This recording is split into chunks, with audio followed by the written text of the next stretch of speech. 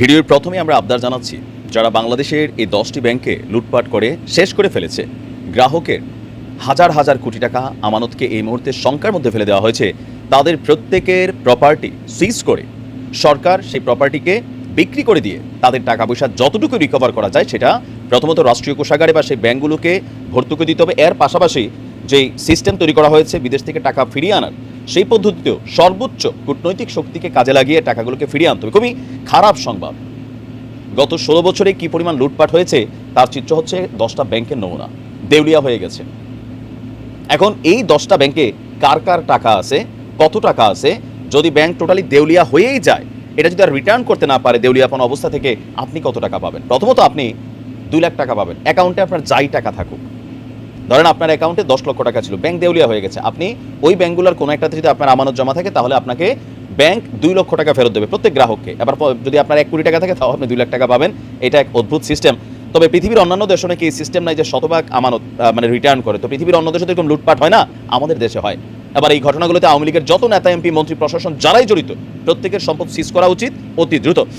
জালিয়াতি এবং লুটপাটে দেশের 10টি ব্যাংক দেউলিয়া হওয়ার পর্যায়ে চলে গেছে।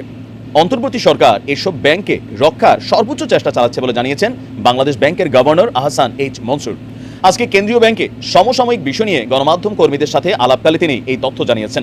কেন্দ্রীয় ব্যাংকের গভর্নর বলছেন, কোনো ব্যাংক শতভাগ দেউলিয়া হবে না বলে আমরা এখনো আশা করছি, তবে এটিও ঠিক যে অনেক ব্যাংক দেউলিয়া হয়ে গেছে। এমন অবস্থা 10টি ব্যাংকের।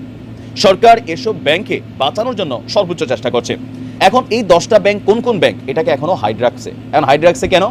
জনমনে একটা ভয় ঢুকে যাবে, এই নিউজগুলো আসার পর কালকে গিয়েই ওই ব্যাংকের ধরেন ভাঙচুর করা হবে, হয়তো জ্বালাইও দিতে পারে, সেখানে থাকা কর্মকর্তা কর্মচারীদের প্রাণনাশের ঘটনা ঘটতে পারে। তারা তো চাকরি করে, তাদের কোনো দোষ নাই। তবে দোষ আছে ব্রাঞ্চ ম্যানেজার থেকে ঊর্ধ্বতন, যাদের সাইনে, যাদের তদবিরে এখানে হাজার হাজার কোটি টাকা অনৈতিকভাবে লোন দেওয়া হয়েছে বা ঋণ দেওয়া হয়েছে।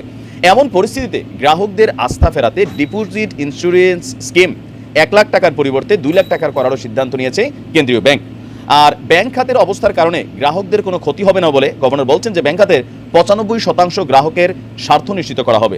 বিশ্বের কোনো দেশেই ব্যাংকিং খাতের আমানতের শতভাগ গ্যারান্টি দেয় না, আমরা 95% গ্রাহকের স্বার্থ নিশ্চিত করছি। তো ব্যাংকগুলোর নাম কি? দেউলিয়াতের পথে থাকা 10টি ব্যাংকের নাম উল্লেখ না করে তিনি বলছেন যে আমরা খুবই দ্রুত এই ব্যাংকগুলোকে আবারও রিফর্ম করার জন্য সরকারের পক্ষ থেকে সর্বোচ্চ চেষ্টা করা হচ্ছে। এখন এইটাও তো একটা শঙ্কা ছড়াই গেছে, না বলতেন একবারে নাই বলতেন, কিন্তু এখন যে বললেন এটার একটা ইফেক্ট তো গণহারে সবগুলো ব্যাংকের উপর পড়তে পারে। আমার মনে হয়েছে যে আমাদের যিনি গভর্নর আছেন তিনি যেই কথাটা বলছেন এটা প্যাস লাগিয়ে গেছে। কারণ আমরা দৃশ্যত ইসলামী ব্যাংকগুলোর অবস্থা খারাপ দেখছি, সরকারি 2-1টা, প্রাইভেট অনেকগুলো ব্যাংকের অবস্থায় খারাপ দেখছি। তো কোন 10টা ব্যাংক বললেও যেমন ঝামেলা আছে, যে বললো না আমারও তো এখন টেনশন হতেছে। আমারও 4-5টা ব্যাংকে ছোটো ছোটো কিছু ডিপোজিট আছে, টাকা পয়সা আছে। আমার তো মনে হচ্ছে আমার কোন ব্যাংক জানি দেউলিয়া হয়ে গেল, আমি জানি আমার টাকাটা পাই কিনা। কালকে তো যাইয়া দেখা গেছে যে আমি সব ব্যাংকে থেকে টাকা তুলে ফেলতে পারি। তো এটার ইফেক্টও দেওয়া সরকারের এই মুহূর্তে ভঙ্গুর অর্থনীতিকে বা ব্যাংকিং সিস্টেমকে সচল রাখতে গেলে যে টাকাগুলো মানুষ ব্যাংক থেকে তুলে নিচ্ছে এটাকে কিন্তু আবার ব্যাংকে ফেরত দিতে হবে। অনেকেই এই সকল সিচুয়েশনের কারণে টাকা তুলে ফেলছেন। সরকার এটাকে আবার নানানভাবে আটকানোর চেষ্টা করছেন, 1 লাখ, 2 লাখ, 3 লাখ করে 5 লাখ, আজকে এটার আবার সীমা তুলে নিয়েছেন।